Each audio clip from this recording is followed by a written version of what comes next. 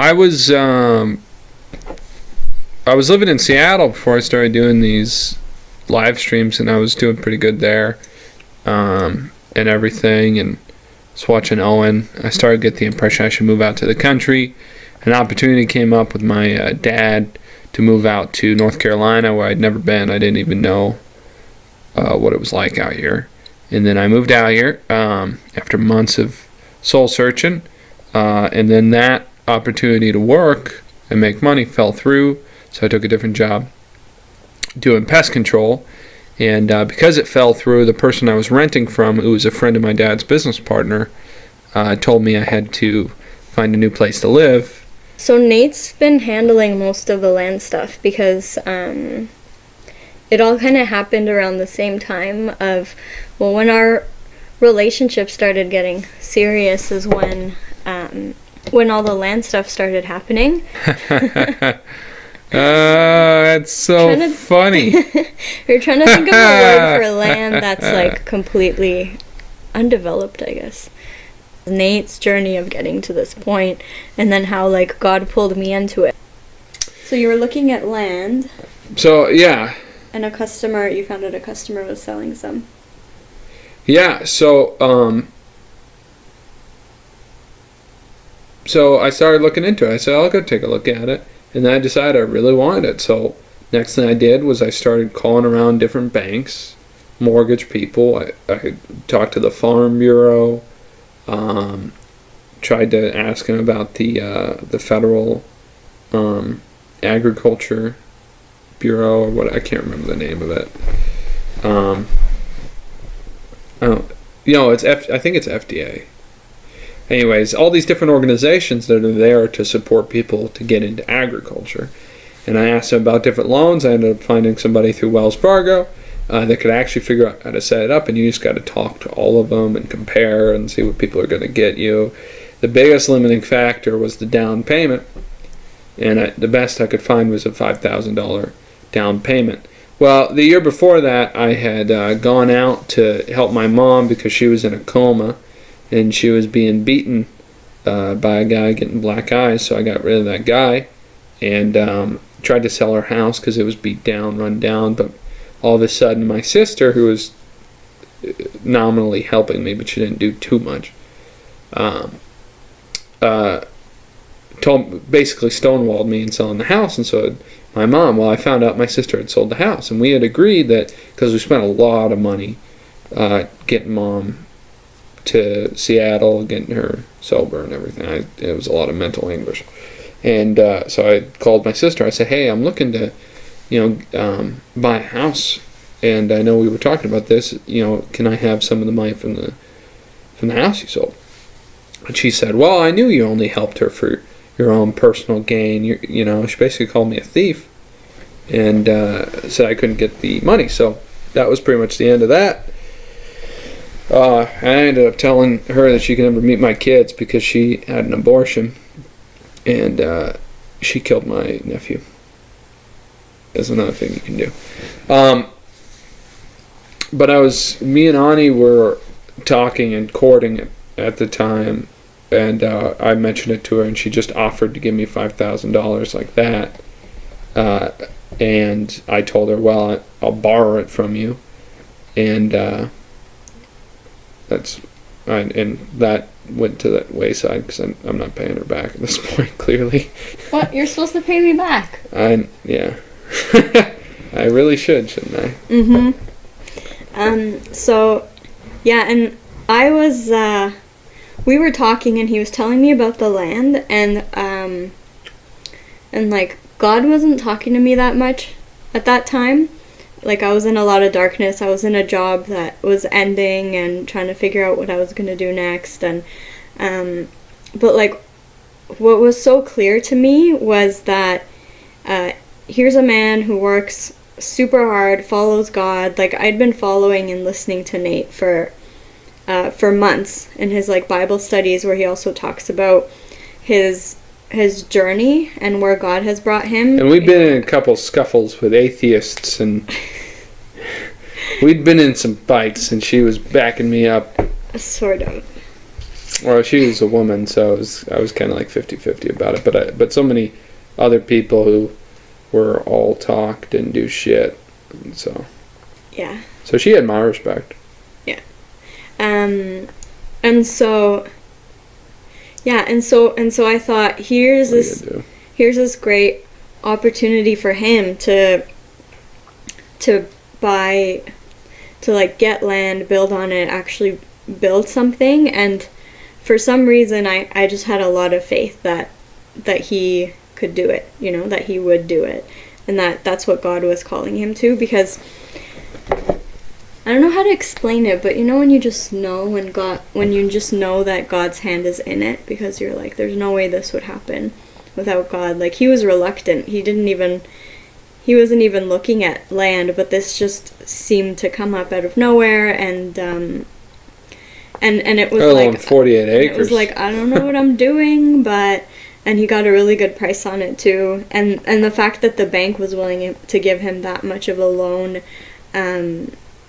and he only needed $5,000 was like, so anyway, so I was like, well, I've got a ton of savings, because I've always been good at saving, and I've had some pretty like high paying jobs downtown where I was like living with a bunch of roommates paying very little in rent. So I saved up a ton of money, and I was like, well, that money's just sitting there anyway, why not invest it in something? And I really believed that was like a good thing. Like, God was very clearly telling me like to do it. So that's what happened from my perspective. Yeah, it was pretty cool. And so she sent me the money. Yeah, so she sent me the money, and I was obviously there's a lot of other things going on in my life that whole time. And I applied for my passport soon after that, and then we were waiting on that so we could move forward. And just started talking to the bank, and they wanted to check my credit, so there was a wait. I had to get my credit up, pay off the credit card. So she sent me more than $5,000 actually. She sent me, I think, like $7,000. Oh yeah, like 7 or 8. Because I had to pay off credit cards, because I had maxed out moving out here, and then losing my job as soon as I got out here. And then I had to wait for the credit to get better, so the land's gone. And so the land's gone. Then finally I hear back from them, and at this point I think I heard back from them right when I visited her in Toronto. I can't remember quite the time frame, but yeah, it was around then. Yeah. And do you want to talk a little bit about this is what I wanted you for. Do you want to talk a little bit about can't keep it organized. What you needed to do with the bank? Just so that people who are actually thinking about what are the practical steps. So we went over keeping an eye out for land, and then applying for mortgages. So what were the steps of that? So when I decided I wanted the land, which largely had to do with the price, it was selling it for $78,000, something like that. It's worth $150,000. You know, and the houses I was looking at were like, for 5 to 10 acres, was like $35,000, $40,000, $50,000. So why, you know, it's just a little bit more for 48 acres. You know what I mean? It's worth getting into debt for an income. You know, that's the only thing like smart business people will tell you is the only thing you want to get in debt for is things that will make you money. I'm 24 years old. I haven't like built up huge financial resources. I didn't have good credit. I'm not from this area. I didn't have any friends or contacts here except for one dude who doesn't like even really know me. And this is what I'm doing. So it's possible. A lot of it comes down to spiritual resources, but a lot of you people are way more established than I am. And you could do these things easily. You're just afraid to, or you just don't know what you're doing, so you don't do anything. I'm the kind of guy where I'll do things I don't know what the hell I'm doing. Ask Ani. Half the time she's like, "Why'd you do that?" I don't know. Sometimes I just say things. It might not work out though. A lot of you probably have a lot of things, a lot of developing to do. God can't trust you with any kind of resources or influence because you'll just give it to the first Jew that lies to you. So another thing about that is you don't need great credit to get land. You need to be around land. So, and here's the reason why. You don't need good credit. I didn't have good credit. what you need to do probably, and I don't know where God's steering you. There are some people who are supposed to stay in cities, and I'm glad I'm not one of them. God, or move out to the country and just be a good guy and see the friends you make and become talkative. And things will open up if you're around these people.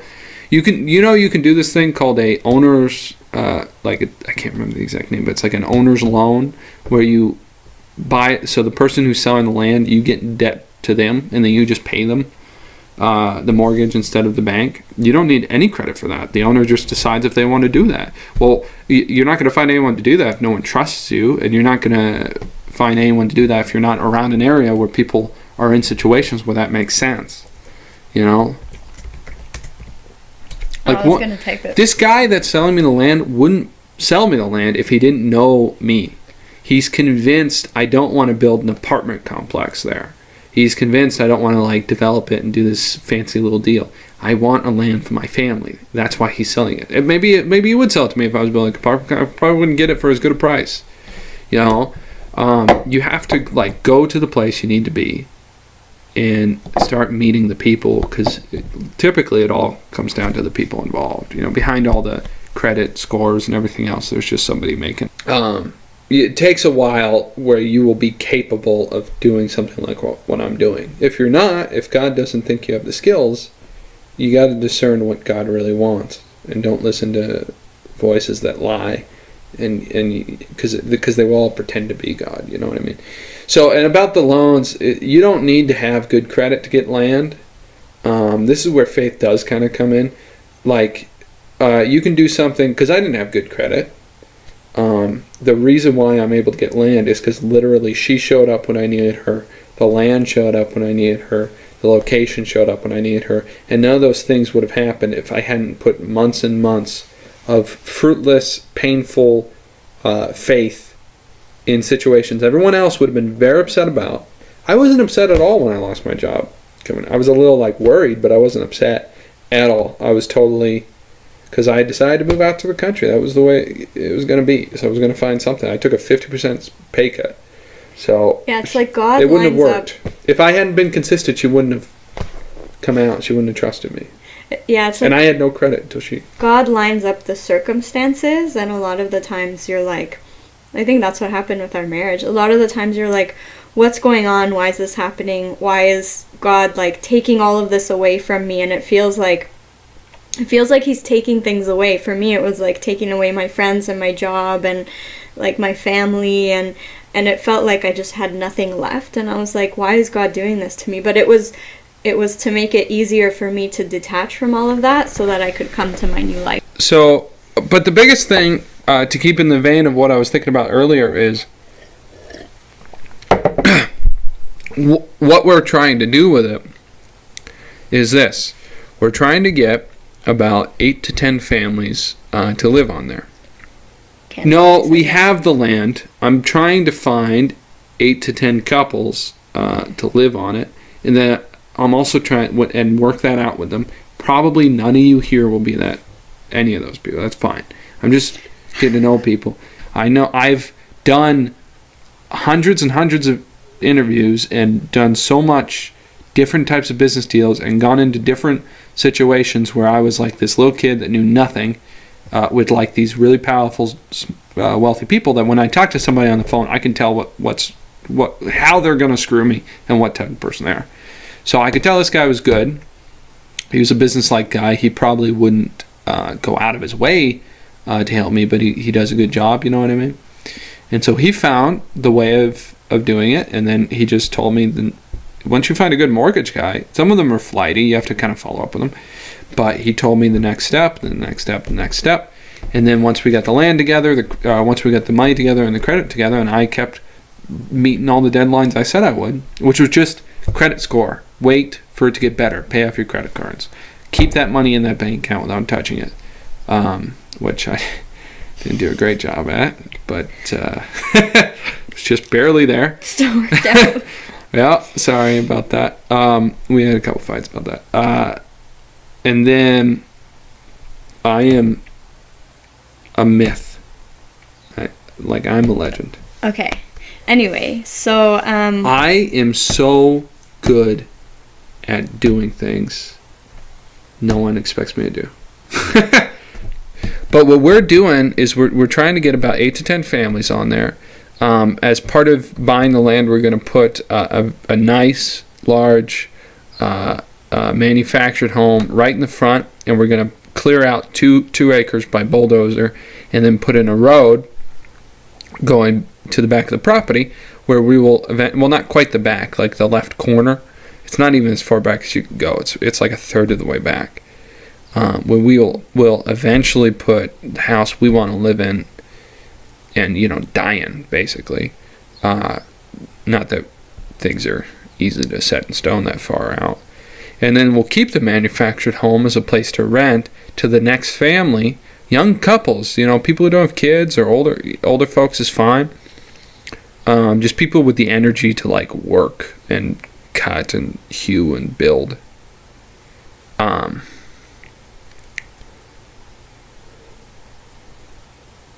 No, so we already have the land. Yeah, we already have the land. We're already. Okay. You sure? I'm not making you mad by saying that, because I know the answer. Well, okay, I know the answer too. Yeah. Okay, say